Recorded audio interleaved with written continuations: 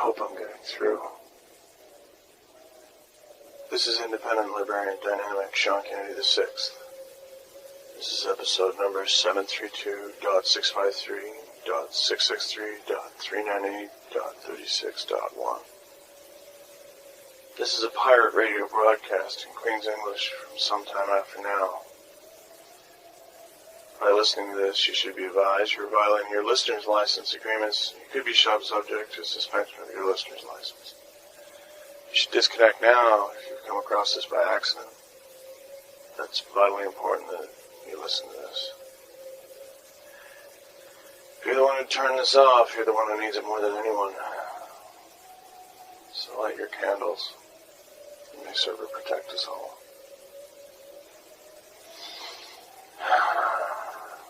What do you say to ghosts who died before you were born?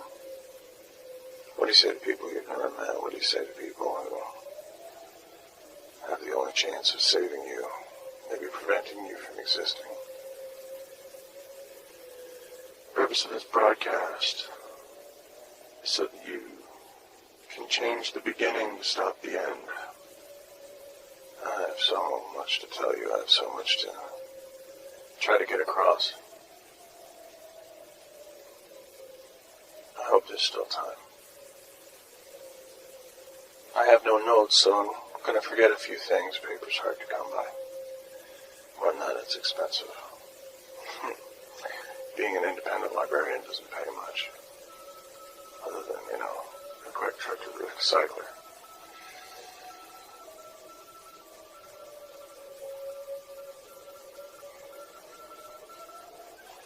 I don't know what time it is right now.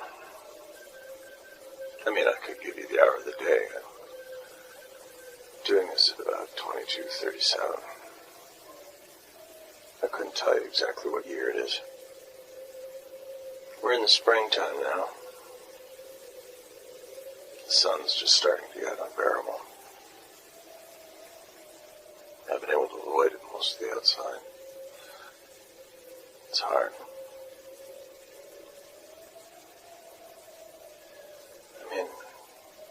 How do I tell you what's going on now?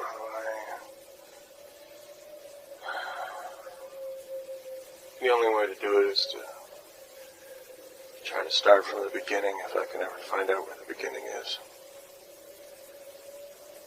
If I can find out where the beginning is, maybe we can stop the end. Maybe it can't be stopped. But, gotta try. You always gotta try. I suppose the beginning was, Y2K. The famous Y2K. Everyone said that the world was going to end. Everyone said that everything was going to go sideways. And it did. The world did end at the year 2000. It's just nobody noticed. Maybe no one cared. We were too distracted by everything going on around us. We were too distracted by our own lives. But the idea is that maybe somehow, someway, everything was going to be okay if we could just change the channel. Big wake-up call came on September 11th. The famous 911 of 2001. That was the real start of it all. It would have come otherwise, but I guess that was the thing that really put it into perspective. See, at that time, there was terrorist action. They crashed these planes into these two massive towers. They weren't arcologies, but they were big for the time. They were in New York, where now the East Pac Mega now stand. Anyway, the towers crashed down, killed a lot of people. A lot of innocent people. It shocked the whole world. Up until that point, the United States was this untouchable, unbreakable thing. It was this force of God. And then all of a sudden, a bunch of terrorists took these multi-billion-dollar pieces of machinery and used them against America. The world went mad. that time fanned the fires. Paranoia that was everywhere. Everything became terrorism. Not like today. It wasn't enforceable. But they were just whipping it up. Everyone was afraid of the terrorists. If you broke the law, you became a terrorist. The fear that came in was the lubrication to legislate all the civil rights away. People were more concerned with being safe than being free. The Homeland Security Act was passed, allowing government to have absolute power. If you were even antisocial, you were a terrorist. At that time, there was a distinction. Criminals. There was hackers, computer crime. Apparently there was a bunch of terms for them. It was a hacker. I think there was a cracker as well. There's a couple other ones too. There was one involving the phones, which I can't remember. I don't think it's hacker though. Anyway, the Homeland Security Act was the first step in blanketing all of it away, making it all one big happy family of crime. It starts to get a bit fuzzy after that. Time wasn't copywritten at that time, but it was education, misinformation, everything is kind of a little bit sketchy. We don't know what's really happening. But we know after that all the guns were outlawed in North America. Only the military, only the police had guns. Everyone was talking about safety again. It was all for the safety. Safety of children, safety of this, safety of that. But they never learned from history. It happened before. It happened with Hitler. It happened with the Nazis. It happened time and time again. Every time an empire starts to really dig its heels in, just before they do, they take away all the guns. That's when alternative weapons really hit the mainstream. Swords came back with a vengeance. Martial arts were vilified in the press and the media of the day. Oh, you're learning martial arts? Why? Do you want to hurt people? That's amazing. Anything that could be used to protect yourself was vilified. And we took it. Oh yeah, we took it. We all just accepted it. It was a few years later when the real crackdown came. The listener's license. What a fantastic concept. Can't believe it. See, it happened like this. There's all this piracy. See, piracy is now what they consider a theft. See, in order to combat piracy, which was getting really rampant, all this information was flowing around. Nobody really liked that, so they wanted it gone. They wanted to get rid of piracy.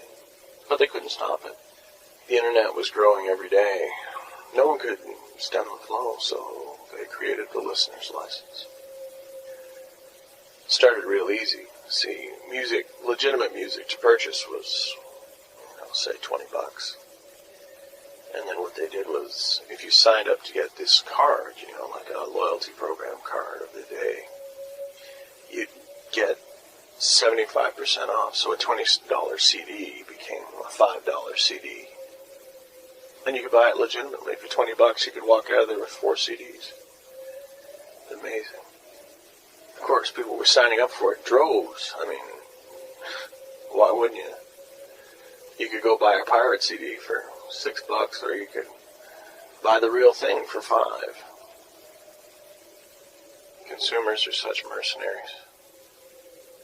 So they signed up en masse. 2 years went by. 2 years. And then it became mandatory. See, if you didn't have your listener's license, if you couldn't present your card, well, you weren't able to buy music. Part of the licensing agreement came when you got the card. And all of a sudden people were out in the cold. But it wasn't just the music, you know. The listeners not licensed was created by the conglomerates. They all got together. If you wanted to see a movie, hey, if you had your listener's license, you could get in for $2. $2. Oh, you don't have a listener's license? You can't get in.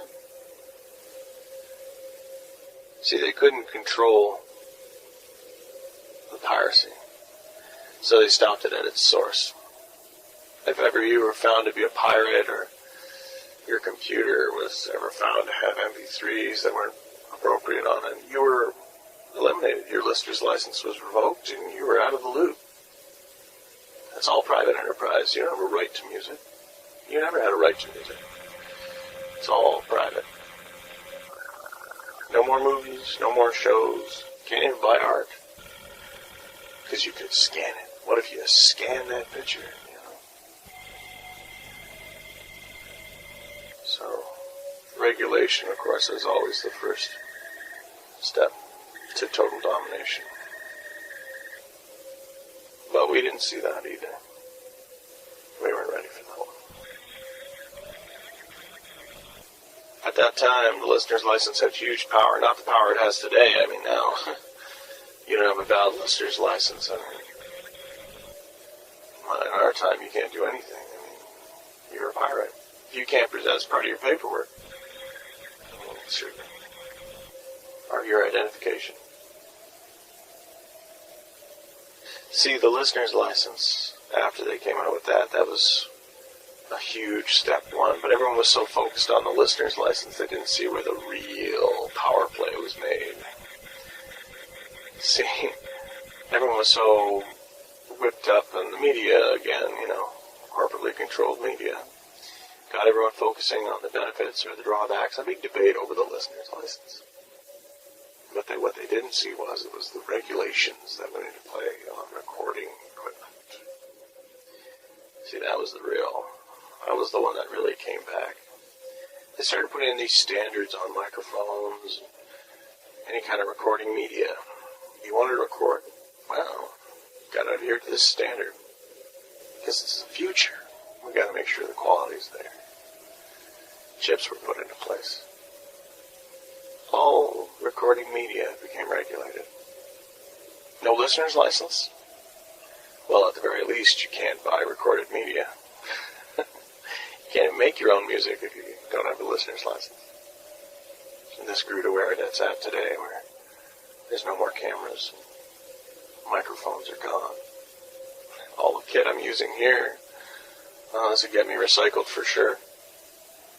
So just by listening, unfortunately, you're breaking the law.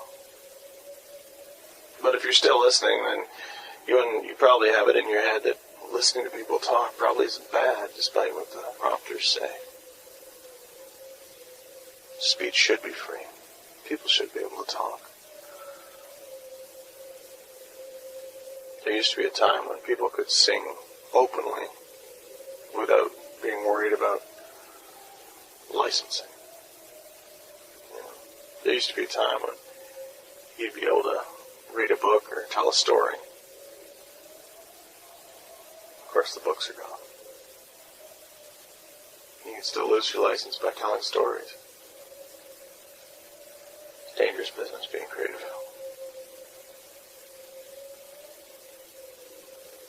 There were a few who knew the dangers that come from that listener's license. There were a few who caught on.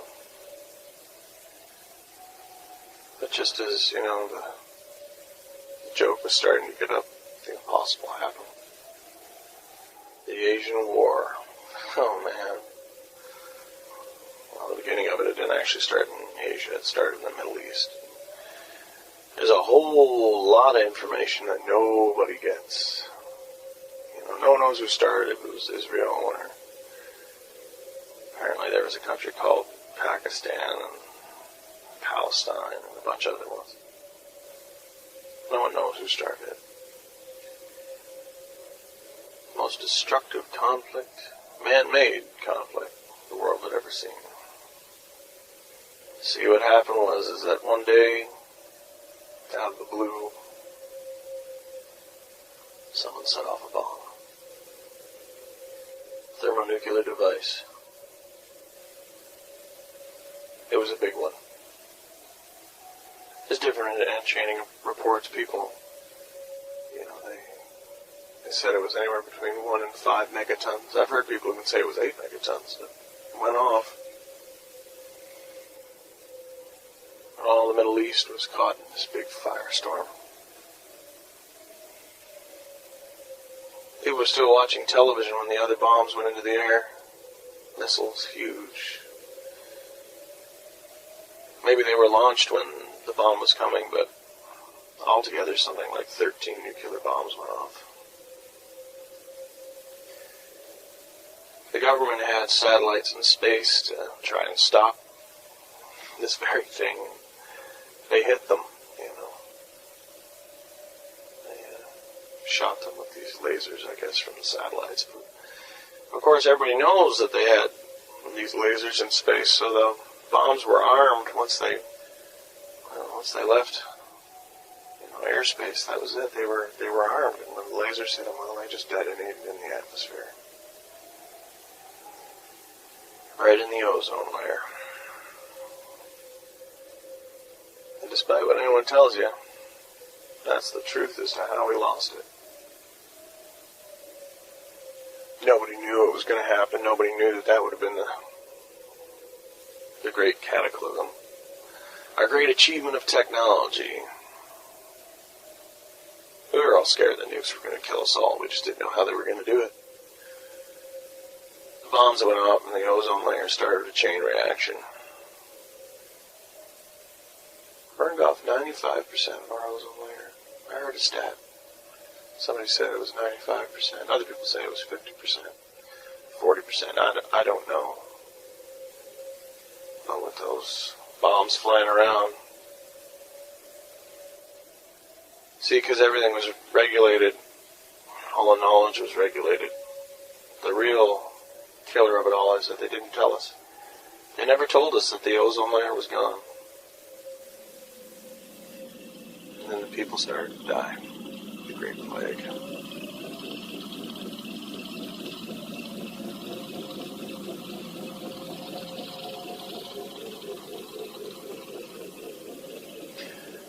Third world nations were wastelands.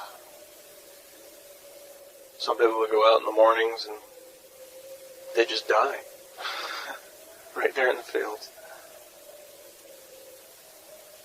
When they came and got them that evening, they were open sores on them. The water around them steaming. There wasn't even bugs. The whole ecology just went for hell.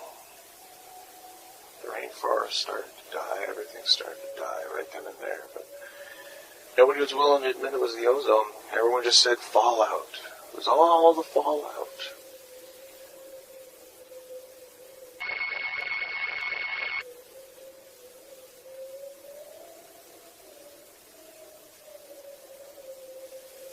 It was right then and there that America cut the guts out of the gas nations of the Middle East. Any chance they had for any kind of economy was toast. They knew that the gas flow was going to stop, so they put their plan into effect. Through the wonders of military technology, we developed the modern-day waste gas machine. That's what the cars run on here. Any combustion engine runs on waste gas. Waste gas is gasoline made from any kind of organic substance. I don't know the chemistry or the science behind it. You take anything organic, essentially, especially any kind of meat, put it in here, and it makes fuel. They were used for tanks and whatnot. So conversion kits were selling like hotcakes. Everyone was putting these things out. Motorcycles went through the roof. Everyone was using a bike. Which was funny.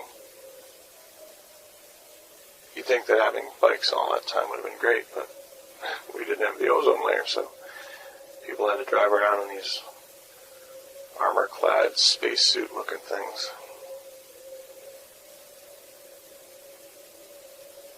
Those were the first envirosuits. Shortly after that, the Great Plague came. This was a combination disease, the Great Plague. The Great Plague. Even today, they're still fighting over what it was. What is the Great Plague? What is that? See, all the toxins that were already in our bodies, and we didn't start with the ozone layer. We were poisoning ourselves long before that with hormones and stuff we were doing to meat. Pharmaceutical companies were powerless to stop it. I mean, they claimed everything from food being tampered with to terrorism to fallout. Blame it on the fallout. And it really kicked it on the organic growers too, because they weren't keeping with technology. Organic food went on a total dive. Of course, with the ozone layer gone, demand for food was like never before. The first dome farms were starting to be built, but it was never enough. And that's when they started giving us scraps. See if I can remember what that stands for now. What is it? I think it's a synthetically created ration provision, or a rationed provision. Scraps. Yeah, generic food for the masses. The only thing that it was said it was made out of was consumables. Consumables for consumers. Once upon a time, you used to be able to grow apples in your yard. Without any licensing or regulation, you could just grow an apple tree. Not anymore. I can't remember the last time I had a meal that wasn't out of a bag.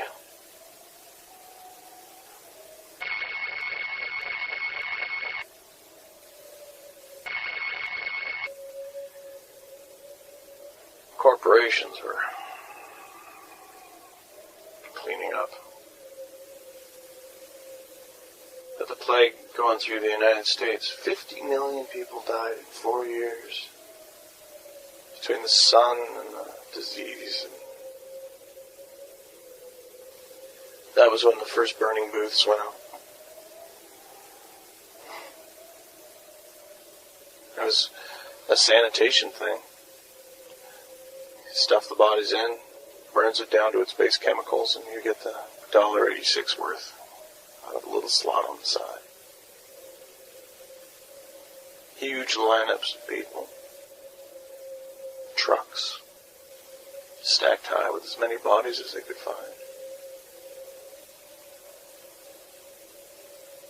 Just waiting to cash them in. You could make $100 a day if you work 9 hours burning bodies. With the cash incentive, the streets got cleaned pretty fast.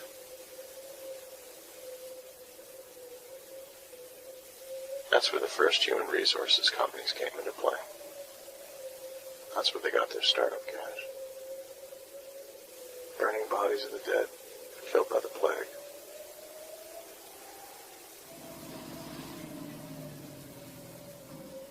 Of course, the corporations were making a killing. With all smaller competitors, companies not able to look after their staff, they just started snacking them up. There's more megacorps made in a 10-year span. Companies that were megacorps lost all their power and new ones just were created overnight. People who did know the ozone were gone, well, the first arcologies are made. Towers, glass, and steel protect us all, keep us all safe, provided you were employed. If you were employed, you got to live in the arcology. You got to use their filtration system. Oh yeah. And you take part of their company's licensing. Always the concern with licensing. Of course, now entertainment had taken a far more sinister tone. Everything was war. Nobody even knew how to stop it. Nobody knew what to... So the entertainment reflected that. They started filming basic training, sending in camera crews with special forces team. War, live and direct. Filming people getting shot. Filming fallout. It's great TV. They had sport, nationalism, hatred, and a feeling of superiority, all bred into one convenient primetime special.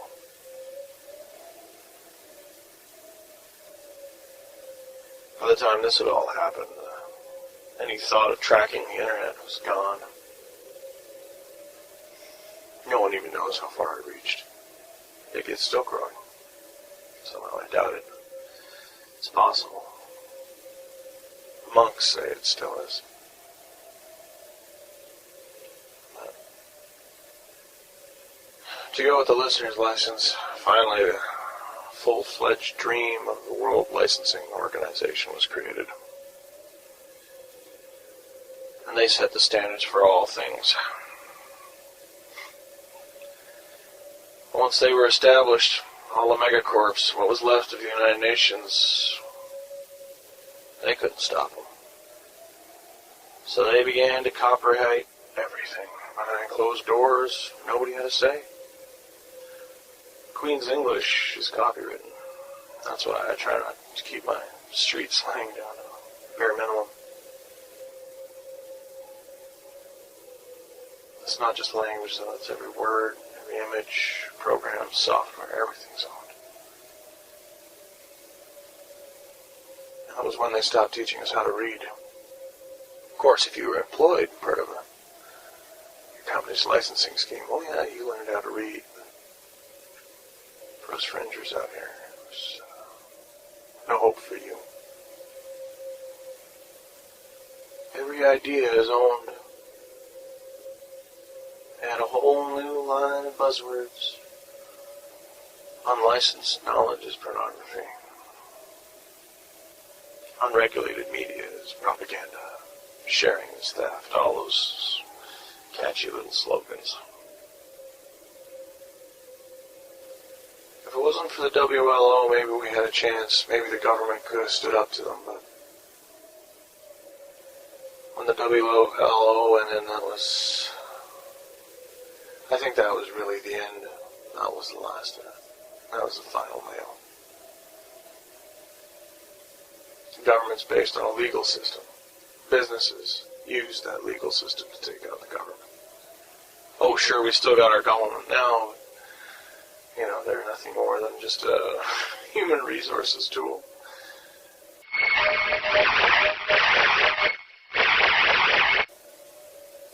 Keep the fringers out. Cities turning into wastelands, everybody moved indoors. The sun was killing anyone left outside.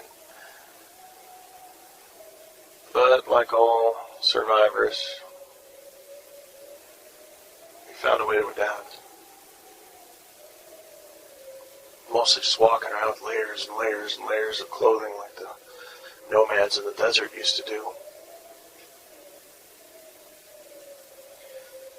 I try to imagine what the cities looked like at that time. I try to imagine what it must have been like. These huge, bleached out, white sheets of concrete and tinted glass. Occasionally individuals scuffling quickly out of doors. Cars with tinted glass. Slowly going up and down the streets. Occasionally someone would fall over, start having convulsions. They'd barely even stop moving before a truck would show up, and 5 Bedouin-looking types would jump out and throw the body still twitching in the back of the truck. Guy was worth $2 to him dead. There's no reason to try to save him.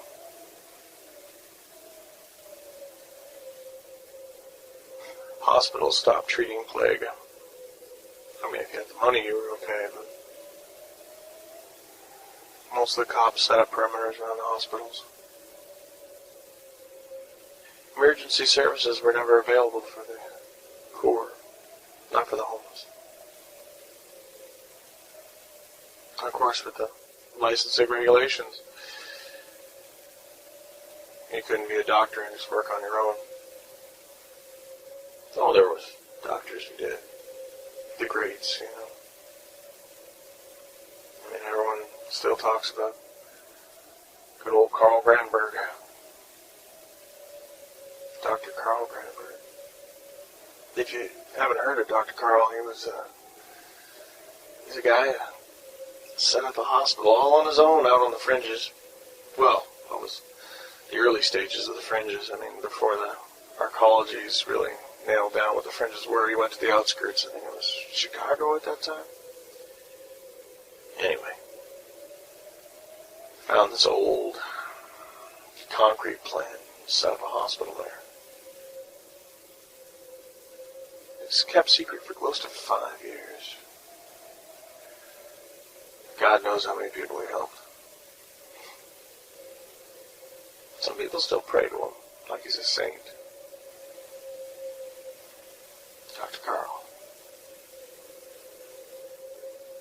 I think I've got one of his books somewhere.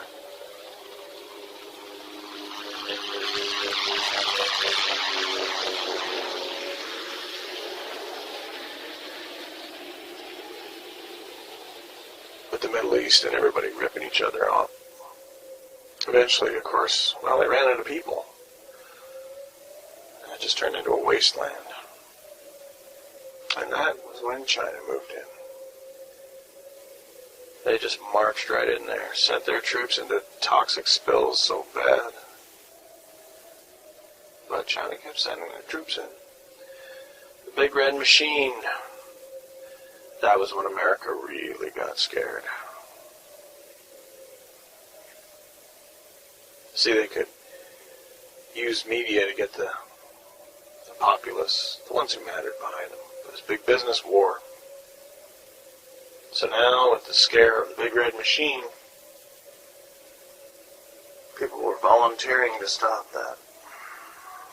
They had an enemy, finally, someone, not just these specific little groups. Any human rights for the soldiers went out the window. Biomedical experimentation, super soldier serums, genetic modification, DNA modification. It was all the order of the day. Thousands and thousands and thousands of these bright-eyed, bushy-tailed 19-year-old kids were strapped down on the cold laboratory tables, jacked with God knows what. Of course, the media listed their more successful transformations as superheroes. Look at this. Johnny can lift 5 tons. Johnny will only live 12 months, but Johnny can lift 5 tons. It was a freak show. Treating these kids with drugs to take radiation, but the drugs would kill them in 10 years. But that's okay, we're not worried about the long term. Enough people survive to keep killing, keep the war alive, keep the war effort going. War is good for business. Business was doing well. Cities became nothing more than, well, the megas. What was the first mega? I think it was the East Pac mega. Eastern Pacific mega city. The great achievement of our time. These huge towers. People could live without ever going outside. You never needed to worry about filtration. You never needed to worry about your water. You never needed to worry about that sun burning you to death. I remember they said you don't have to worry about mosquitoes, but, well, mosquitoes are long since history. That wasn't really mosquitoes I was worried about at that time. It was more making sure that my body didn't rot off my bones. That was the big one. That was the thing that had me interested in megas.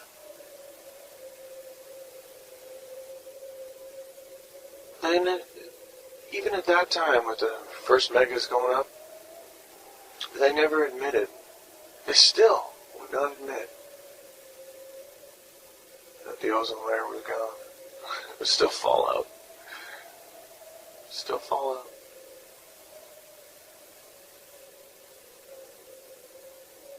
The Asian War came to an end, and the Chinese bloodline was set up in Europe. The soldiers that did come home, those that lived past, 2 years, most of them were all discharged with a handshake and a medal, and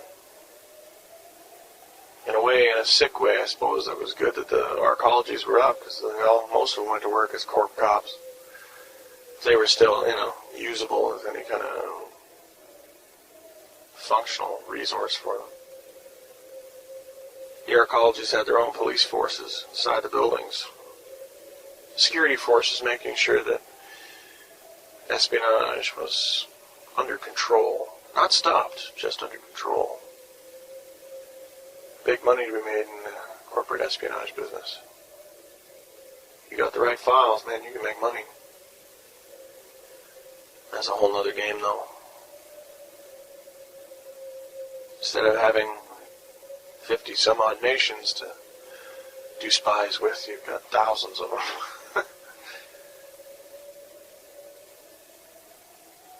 A lot of the soldiers that came back were modified to be able to live in that kind of radiation. I hear that there's camps on top of some of the arcologies where no one goes, so security forces don't go up there. Some of the buildings, they've actually got, camps high above the cityscapes where these guys live and breathe and work, get food. Out in the wastelands, there's installations run by colonels. I heard tell of a legion of them running around in the wastelands. Apparently there's a fellow named Prophet runs this huge mass of vehicles, all runs on waste gas, and they just drive around looking for God or something. I don't really know. I mean, it's kind of a legend. But some of the pilots they talk about it. I don't know for sure. I've heard stories.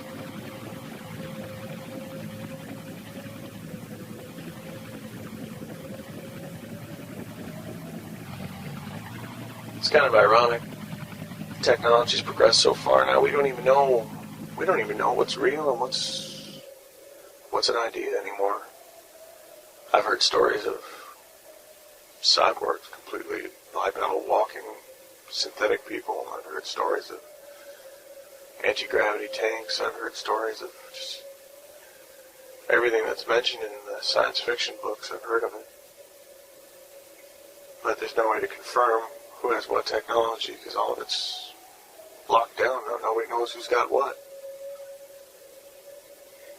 It's ironic that in a time when technology is so strong, there's so many people who still have no idea.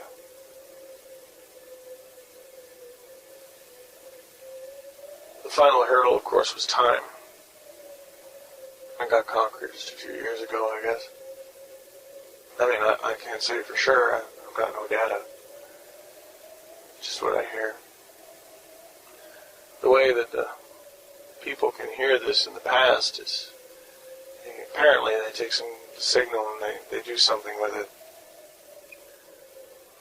Accelerate the frequency and using light or something. I don't know how it works, but they can transport electric frequencies and light back and forth through time. Some say that's what the UFOs were. All throughout history was people in the future throwing these bright balls of light back in time. But I don't know if we can do more than that. I don't know if some of the books I've read about people talking about abductions and cattle mutilations and all sorts of stuff. I hope I'm making some kind of sense. I mean, it'd be easier if I could write a book. You know, I could just tell you what's happening. Of course, well, books, writing a book. I don't know why we call them books anymore. Writing a book. What are you doing reading a book? Everything's all on tablets now. There's no books or currency now, especially on the fringes. Hard currency. You got technical manuals, anything like that. You can train that for a lot of scrap, man. Books can keep you alive. I guess if I were to just say to heck with it and stop being a librarian, I could probably wouldn't have to worry about eating for a couple of years. So what do you got at the end of it, though? I mean, there's nothing to rebuild. See, books are recycled. They use the material for whatever they can. It's hard to regulate a book. You see, you can't see who reads it. There's no licensing agreement in the table of contents. You just open the page, you begin to read. It's the strength of books. That's what terrifies them. Paperless age.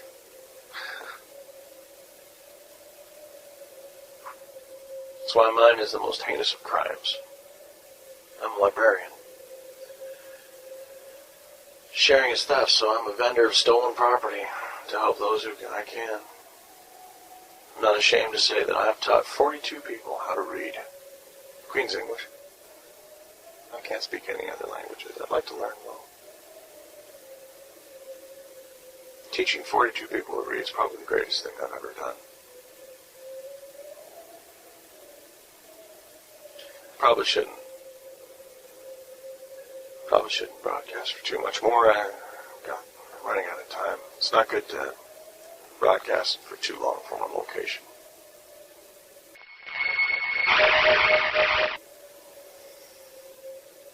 Oh, the cops don't really care that much about murder or open gunfire, provided it's not too near the arcologies. But if the corporal edicals go and they send them out here, they'll find me. Cops here exist as shock troops only. I mean, the actual governmental police. They only respond to the massive violence or the corporate crimes. You could kill your wife and throw her body in the street. Hell, someone come by and throw her in a burn booth, you wouldn't even have to worry about it. But if you're doing a broadcast, playing music, oh yeah, you better believe it. They'll be down here in their armed personnel carriers, and they'd be out there, and you'd be dragged away, never to be seen from again. There's a couple of pirate stations run by the gangs in the inner city. Not inside the arcologies, of course, but where you get in your city core, you've got the... Wow, it's different in every mega. There's different gangs, run different blocks, and... You know, it's all... black market commerce. Commerce, that's another thing. I got so much to tell you about it, I just can't. I don't know, I'm going to get it all in.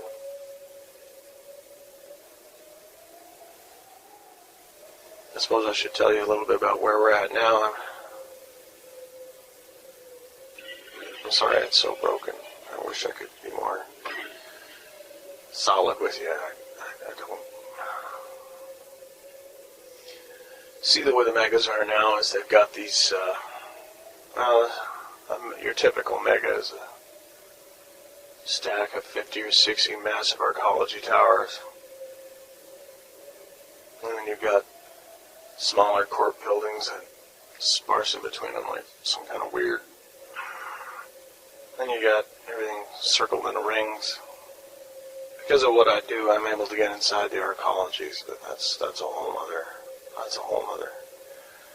story. But just on the outside. On the inside, you've got corporations running these private little cities.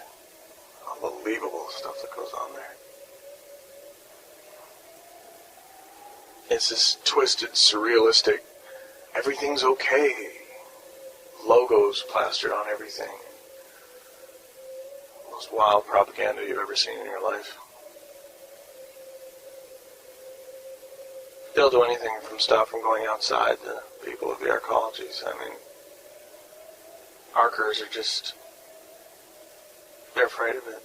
I've heard, if people get removed from the arcology, they're given a choice. They can either go outside or they can just go straight to a burn booth.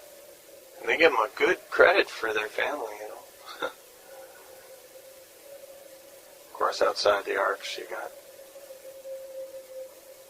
there's an immediate megacore. I mean, that's, all the streets are vendors and gangs and thuds and prostitution, and it's like this huge, I'm trying to describe it in a way that, it's an area of sound and fury and sex and noise and explosions and desperation. Always desperation everywhere. You feel it clawing at your eyes. Getting a bit further out on the fringes, it gets a little easier. Areas that used to be neighborhoods and trash piles. There's a few neighborhoods left, mostly ex-gated communities taken over by independent policing communities. People trying to survive, And then in the far fringe, that's where all the wreckage is put. You just take the waste from the arcs and the inner communities and they run them with the trash decks out to the fringe and dump it. Most people out here have, we all live in cars. Most of them don't run anymore. We're on foot a lot of the time. Try to stay down during the day. Go out mostly at night. Even with the sunscreen, it doesn't really help. Apparently they used to make sunscreen as sunscreen was a lotion. Today there's actually a fabric called sunscreen. The arcs use it on their windows, and if they have an outdoor function, they'll go and they'll put the sunscreen up so that it's huge sheets of the stuff. That's worth money. If you can get sunscreen, well, you can trade that for just about anything out here. Big bucks. Big bucks for sunscreen.